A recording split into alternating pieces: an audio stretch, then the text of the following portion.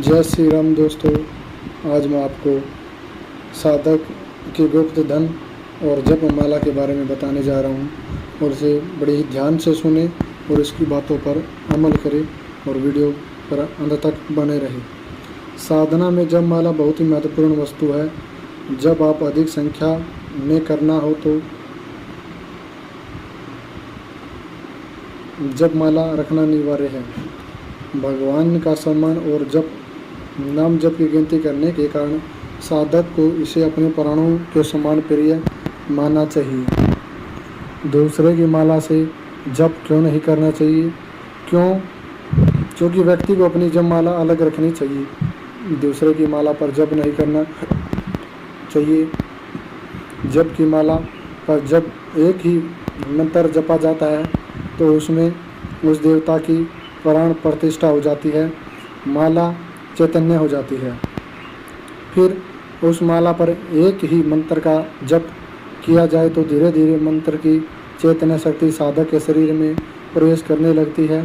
तब वह माला साधक का कल्याण करने वाली हो जाती है। इसलिए अपनी जप माला न किसी दूसरे को देनी चाहिए, न ही किसी दूसरे की माला पर जप करना चाहिए। लेना देना तो क्या, दूसरों को अपनी माला दिखानी भी नहीं चाहिए। माला की पवित्रता की जितनी रक्षा आप करेंगे उतनी ही पवित्रता आपके जीवन में आएगी। जब माला के साथ कि न करिए काम।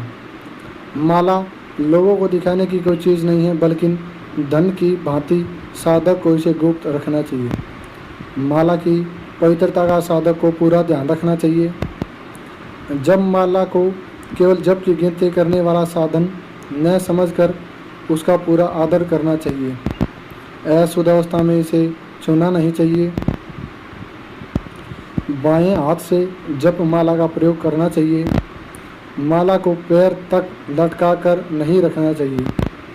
माला को जहाँ कहीं भी ऐसे ही नहीं रखना चाहिए, या तो इसे जप माली में या किसी डिब्बी में रखकर शुद्ध स्थान पर रखें और ऊंचे स्थान पर रखें।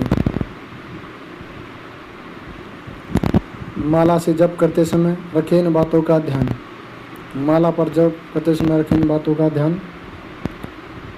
जप के लिए माला को हृदय के सामने अनामिका उंगली पर रखकर अंगूठे से स्पर्श करते हुए मध्यमा उंगली से फेरना चाहिए। सुमेरु का उल्लंघन न करें, तर्जनी उंगली न लगावें। सुमेरु के पास से माला को घुमाकर दूसरी बार जपें। जप करते समय माला ढकी हुई होनी चाहिए।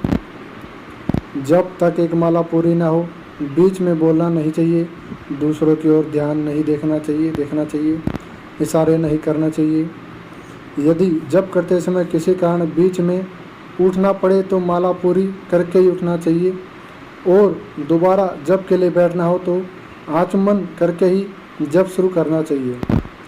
विभिन्न कामनाओं और देवताओं के अनुसार माला में भेद होता है।